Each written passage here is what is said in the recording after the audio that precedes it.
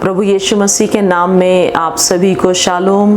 प्रियो, मैं आज आप सबके साथ में लॉकडाउन के समय में परमेश्वर की विश्वास योग्यता की गवाही आपके साथ बांटना चाहूँगी। मुझे विश्वास है परमेश्वर आप सब लोगों के साथ विश्वास योग्य रहा होगा पूरे लॉकडाउन में। जब लॉकडाउन लगा तो पहले 2 हफ्ते मेरे लिए बहुत ही बुरे थे। मुझे कुछ समझ नहीं आ रहा था कि परमेश्वर मैं इस लॉकडाउन में क्या करूं। स्कूल और चर्च दोनों बंद हो गए और स्पेशली हम लोग संडे को बहुत मिस कर रहे थे कि चर्च अब बंद हो गया है, हम कैसे मिलकर आराधना करेंगे। तब मेरे मन में एक विचार आया, क्यों ना मैं परमेश्वर के वचन को रिकॉर्ड करूं और अपनी कलीसिया के लोगों को मैं भेजूं। मैंने परमेश्वर के वचन को रिकॉर्ड करके अपनी कलीसिया का एक व्हाट्सएप ग्रुप बनाया और उस ग्रुप में मैंने उस संदेश के द्वारा लोगों को, अपनी कलीसिया को उत्साहित किया। फिर मैंने सोचा कि इस संदेश को क्यों ना मैं उन सब लोगों के पास भेजूं जो मेरे व्हाट्सएप पर हैं, जो प्रभु यीशु मसीह को नहीं जानते हैं। मैंने अपने पति के फ़ोन से और अपने फ़ोन से उन लोगों को ढूंढा जो लोग प्रभु यीशु मसीह को नहीं जानते हैं और मुझे करीब 100 लोगों के नाम मिले। हमने 100 लोगों को व्हाट्सएप के ज़रिए से परमेश्वर के संदेश को पहुंचाया। मैं परमेश्वर का धन्यवाद करती हूँ। जब चर्च खुला था तो हम कलीसिया जाते थे और 40 लोगों को वचन सुनाते थे, लेकिन जब हमने परमेश्वर के संदेश को रिकॉर्ड करके भेजना शुरू किया तो एटलीस्ट 150 लोगों तक हम लोग प्रभु यीशु मसीह के संदेश को पहुंचा पा रहे थे। परमेश्वर का धन्यवाद हो उस समय के लिए। परमेश्वर ने उस समय में भी महिमा पाई और अपनी महिमा हमारे जीवन के ज़रिए से ली। घर में बैठे बैठे मैं अपने सारे रिश्तेदारों के बारे में सोचती थी। सुसमाचार के कारण जिन लोगों से मेरा रिश्ता छूट गया था, जो लोग मुझसे छूट गए थे, मैंने उन सब लोगों से दोबारा कांटेक्ट किया, उन सब लोगों का हाल चाल पूछा।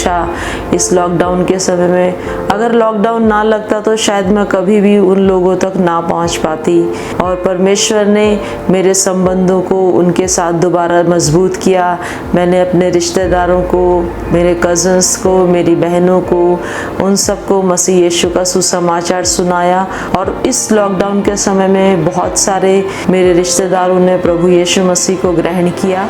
कुछ समय के बाद परमेश्वर का धन्यवाद देती हूँ टेक्नोलॉजी के लिए। जूम ऐप आ गया और जूम पर फिर हमने संडे सर्विस को लेना शुरू किया। वहाँ पर हम सारी कलीसिया फिर से जुड़ गए और वो सारे लोग भी जुड़ गए जो दूर रहने की वजह से कलीसिया में नहीं आ पाते थे। हम सारे लोग उत्साहित हो गए। संडे को 1 बजे सारे इकट्ठे होते थे जूम पर। मेरे घर में फिर से वही उत्साह होने लगा।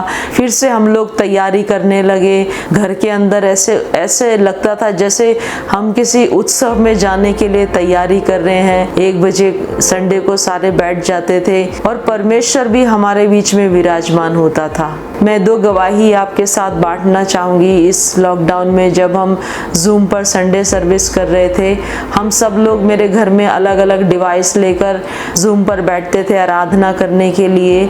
मेरे पति, मेरे बेटा और मेरी बेटी एक अलग कमरे में बैठकर जूम पर संडे सर्विस ले रहे थे और मेरा बेटा मेरे पास भाग कर आता और कहता, मम्मी मैं आपके चारों तरफ धुआं उड़ता हुआ देख रहा हूँ। वो भाग कर आया, मुझे देखने लगा। मैंने कहा, बेटा ये महिमा का बादल है। दूसरी गवाही ये है, एक दिन मैं जूम पर आराधना कर रही थी अपनी कलीसिया के लोगों के साथ। मैंने एक सफ़ेद बादल का पिलर आकाश को छूते हुए देखा।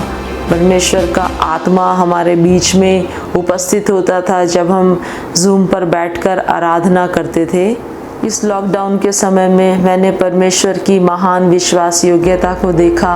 परमेश्वर ने ना हमें छोड़ा और ना हमें त्यागा। इस समय में जब हम क्वारंटीन हुए तब पवित्र आत्मा ने हमारे साथ संगति की।